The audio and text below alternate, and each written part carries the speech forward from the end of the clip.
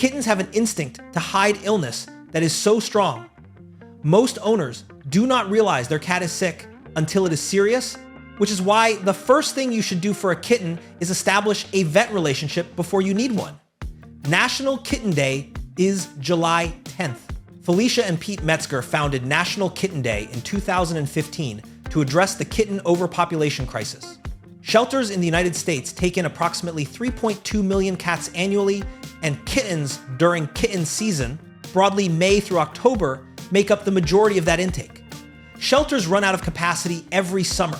The resources needed to address neonatal kittens, those under 4 weeks old who cannot yet eat solid food, are specialized and chronically underfunded. Trap neuter return programs are the most evidence-supported intervention for reducing feral cat populations over time.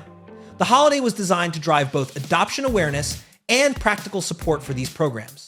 Today, if you have a kitten, book the vet visit. If you do not, look up the shelter nearest to you and see what they actually need right now. Kitten season means fosters, not just donations.